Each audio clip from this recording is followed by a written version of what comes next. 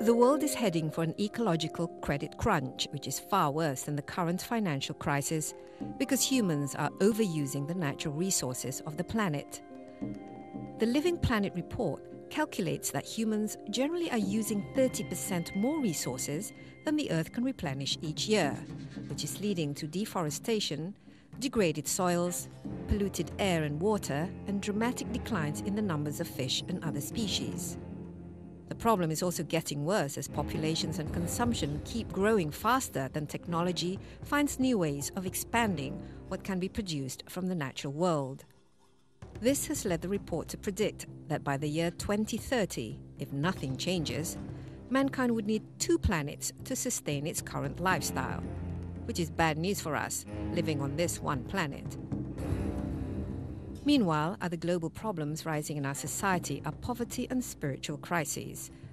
Today, while approximately $170 trillion is floating around the globe, shared between 7 billion people, 2.5 billion of these people are still living on less than $2 a day, meaning the wealthiest 20% of the world's population consumes more than 75% of the entire world's goods.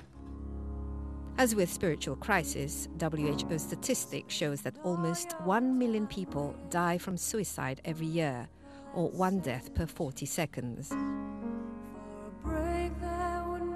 All these rising global problems show that the world can no longer continue in the same way, that there is something fundamentally wrong happening in our economic system and in the way we lead our lives.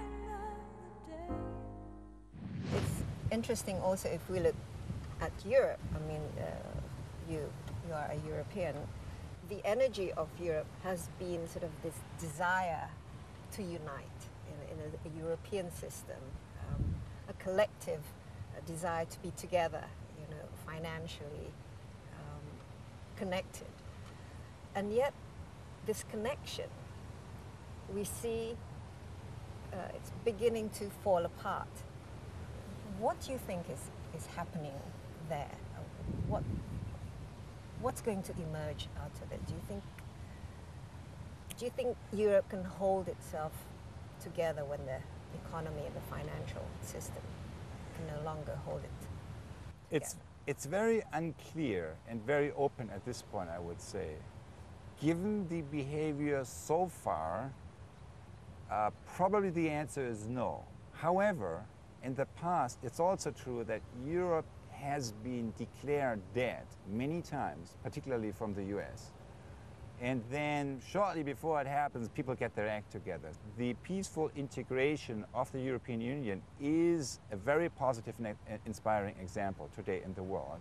Yet, what we see is that it led to a construction that was built for good weather and not for bad weather. Now that the crisis hits, you have like national interests clashing with each other and politicians basically playing to their home base, to their national constituencies. Since the whole construction is very fragile, could lead to dissolving the whole union, or at least the Euro part of it.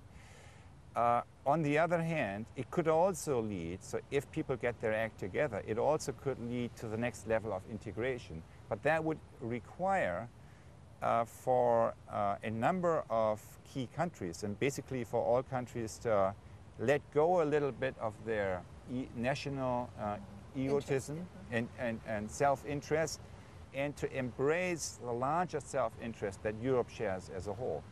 Is that going to happen? We don't know. And at this point, it looks as if that's not being the case. However, we have seen in the past that there can be a turnaround in the last minute, so it's very unclear. Okay, but where do you see sort of Indonesia in all of this, sort of the global overview? We've talked about Europe and we've talked about the US and the attention to this part of the world, but what kind of role do you see Indonesia can play in this sort of new constellation, and what kind of opportunities should Indonesia take advantage of in this changing situation? What makes, looked at from the outside, what makes Indonesia an interesting case is Pancasila. So that you have a constitution that tries to combine social equity or solidarity, kind of, with, in the social space, with view of the world that is inclusive of, the spiritual dimension, or kind of the awareness, deeper awareness dimension. So I was visiting actually a few days ago a region in Bojonegoro. The Bupati has been developing a method in which he really brings in the voices of the citizens into the democratic and the political process.